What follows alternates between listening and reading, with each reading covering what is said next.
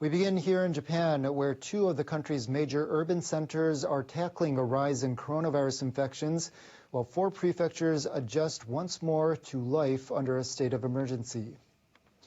It's the 27th day in a row that the daily tally in Tokyo was larger than 1 week before. And in Osaka, officials confirmed the second largest number of infections ever. The emergency declaration in Tokyo, Osaka, Kyoto, and Hyogo will be in effect through May 11th. Sports events in the prefectures are being postponed or held without spectators. Bars and restaurants that serve alcohol or offer karaoke are being asked to temporarily close, as well as shopping malls and department stores. The government is combining the stricter virus steps with a continued push on vaccinations. Prime Minister Suga Yoshihide has issued orders for the self-defense forces to establish and operate a large-scale vaccination site in Tokyo.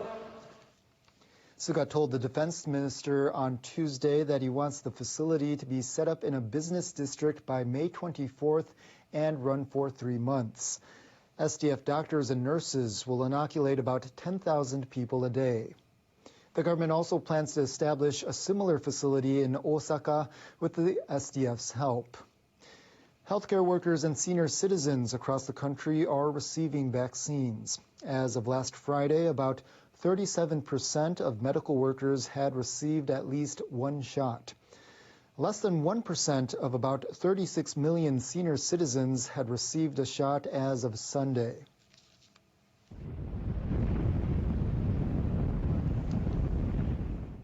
On remote islands with small populations, everyone over 15 is eligible for the shots. A team of doctors and nurses is touring 7 islands to inoculate more than 400 residents in 2 days. I've been worrying about becoming the first person to bring the coronavirus to this region, or to be the first infected. Now I feel much more relieved. Health authorities confirmed about 5,000 infections across Japan on Tuesday. 63 deaths were reported. Meanwhile, Japanese researchers are continuing to study how to prevent new variants from causing people to develop worsening symptoms. A team led by researchers from the National Center for Global Health and Medicine analyzed the conditions of 110 hospitalized patients infected with coronavirus variants. The study was conducted from December to March. The highly transmissible British variant was found in 105 patients. 6 of them were placed in an intensive care unit or put on a ventilator. 1 of them died. We will continue to examine the risk of developing serious symptoms and death. But one of the challenges is how easily the infection spreads. Researchers at the center said the dangers posed by the variant remain unclear because the findings are interim results and the study covered only a small number of patients. They added that conventional treatments appear effective. Japan's annual foreign policy report is out, and this year, for the first time, it clearly states that intrusions by Chinese vessels into waters off the Senkaku Islands violate international law. The Foreign Ministry presented its 2021 Diplomatic Blue Book at a cabinet meeting on Tuesday. It calls Japan's ties with China one of its most important bilateral relationships, but it also took aim at Beijing, saying increased maritime activities pose strong concerns to the region and the world. Japan says Chinese government ships have repeatedly entered Japanese territorial waters off the Senkaku Islands in the East China Sea. Japan controls the islands. China and Taiwan claim them. The Japanese government maintains the islands are an inherent part of Japan's territory in terms of history and international law. It says there is no issue of sovereignty to be resolved over them. The report also criticized a new Chinese law that allows its Coast Guard to use weapons in waters Beijing considers to be under its jurisdiction. This year's book also includes an expanded entry on China's human rights record in Hong Kong and the Xinjiang Uyghur Autonomous Region. Beijing's reaction to the report was in line with its oft-repeated stance, criticizing what it sees as interference from other countries. Japan's diplomatic report exaggerates the so-called China threat, offends and defames China with malicious intent, and wrongfully intervenes in its internal affairs. We firmly oppose it. The spokesperson reasserted Beijing's claim that China is exercising its rights through law enforcement activities carried out by the Coast Guard. He said his government has lodged a strong protest through diplomatic channels.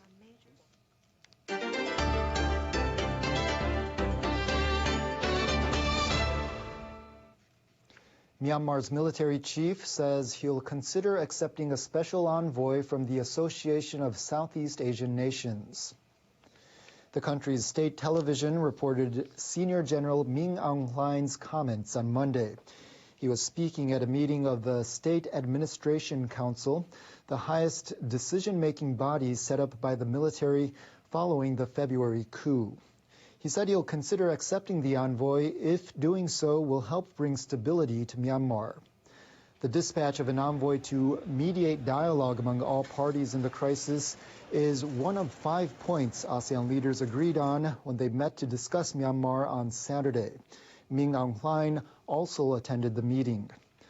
The leaders called for an immediate cessation of violence in Myanmar. The military also posted a press release saying it'll give careful consideration to constructive suggestions by ASEAN leaders once the situation stabilizes in the country.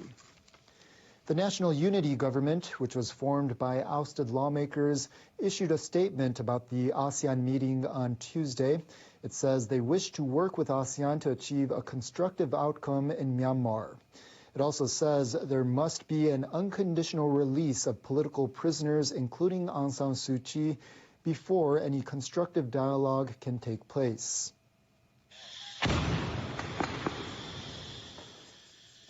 Meanwhile, heavy fighting erupted on Tuesday between a minority insurgent group and the Myanmar army near the Thai border. An official of the Karen National Union told NHK that its troops have captured an army outpost in an area controlled by the group. In Japan, a group of journalists has filed a petition with the government calling for more action to ensure the release of Kitazumi Yuki, a fellow journalist recently detained by Myanmar's military. Kitazumi was taken from his apartment in Yangon by security personnel on April 18th. He's accused of fueling anxiety and spreading misinformation. About 80 journalists and acquaintances collected almost 34,000 signatures online. They want the government to rescue Kitazumi as soon as possible and urge Myanmar's military to end its crackdown. I worry that he will be detained for a long time. I want the immediate release of not only Kitazumi, but all other media personnel and citizens as well. A local human rights group says 753 people have been killed in the crackdown and more than 3,400 are in detention. A new report by the United Nations Refugee Agency is shedding light on people of Japanese descent in the Philippines, a group that has often been marginalized and forgotten about. The agency has identified them as at risk of statelessness and is calling on Japan and the Philippines to cooperate on what it calls a matter of urgency. Tuesday's report addressed the matter of children of Japanese citizens who migrated to the Philippines from the late 19th century until 1945. At one point, such immigrants numbered as many as 30,000. Many children were born to the immigrants and local women, but their fathers were drafted by the Japanese military during World War II and subsequently killed or deported after the war, leaving their children behind. Pre-war laws of Japan and the Philippines stipulate that children adopt their fathers' nationalities. But for many, their births were never registered or their paperwork was lost to time or the war. They would have been eligible to take Philippine citizenship upon reaching adulthood, but were not aware of this. The report says more than 3,800 such persons have so far been identified. About 900 of them are estimated to still be alive and at risk of statelessness. It says their average age is 81. Japan is not a party to international conventions aiming to protect and reduce the number of stateless people. The report says Japanese laws do not determine who are stateless people and are not sufficient to protect them. It says a joint committee of the Philippines and Japan could be an effective way to swiftly resolve the issue. Japanese Foreign Ministry officials said in response that they've been surveying the issue and will continue to help identify those of Japanese descent in the Philippines.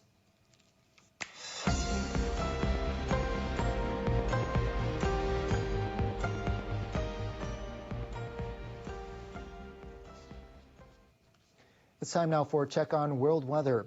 People in the southern U.S. are contending with the aftermath of last week's tornadoes, but more wild weather is on the way. Our meteorologist Sakamori has the details. Hello there. 10 years ago, around this time of year, we saw a huge tornado outbreak affecting many places of the United States. In just 4 days, there were over 360 tornadoes, killing more than 320 people in the country. Spring is a tornado season for the U.S., and this week is not the exception because there's a possibility of more tornadoes in the southern plains on Tuesday. Not just that, there's a possibility of large hail as well as damaging winds in and around Texas as well as Oklahoma. Meanwhile, another spring phenomenon is yellow sand. The phenomenon is quite famous for Asia. Take a look at this video coming out of China. The wall of sand swept across the area, stretching hundreds of meters and covering buildings in a sea of yellow. The sandy and dusty air led to a yellow alert for sandstorms, and the air quality also deteriorated. In the Inner Mongolia Autonomous Region on Sunday, drivers were warned about poor visibility and residents were advised to stay indoors. This is the 5th sandstorm of the season for China. The sand is expected to reach the Korean Peninsula on Wednesday, and some of it could affect western Japan and northern Japan as we go into Thursday. So if you have respiratory problems, be careful. Now, weather is going to be dry in Sapporo for the next couple of days. The cherry blossoms reach their full bloom on Tuesday. 19 is expected on Thursday there. Tokyo will start to see rain on Thursday, and that could continue into Friday. Cherry blossoms are in full bloom in Morioka as well. Take a look at this footage. Cherry blossoms on the tree known as Ippon Zakura are in full bloom in Iwate Prefecture. The tree located in Koiwai Farm at Shizukuishi town is more than 100 years old. The color of pink is visible with Iwate Mountain in the background, still covered with some snow. That's it for me. Have a nice day. The U.S. Centers for Disease Control and Prevention says more than 230 million COVID-19 vaccine injections have been given in the United States. In Myanmar, the rebel Karen National Union says its fighters captured and burned a national army base. Fighting between the ethnic minority armed force and the government is intensifying. The U.S. Navy releases video of an Iranian ship acting aggressively toward American Coast Guard ships in the Persian Gulf earlier this month. And Israel's Ministry of Tourism says the country will reopen to vaccinated visitors on May 23rd. The US has updated its public health recommendations for coronavirus safety. President Biden says Americans vaccinated against COVID no longer need to wear masks outdoors, except at crowded events or in public spaces. There's mounting evidence that the Indian government has been underreporting the number of deaths from COVID-19. Deaths recorded by crematoriums in Delhi may be double the official figures. Brazil's National Congress has launched an inquiry into the government's handling of the coronavirus pandemic. The disease has killed almost 400,000 people. President Bolsonaro has been widely criticised for his anti-lockdown and anti-vaccine stance. And the European Parliament is expected to ratify the post-Brexit trade deal later. The agreement has been in operation since January and has ensured tariff and quota-free trade between the UK and the EU.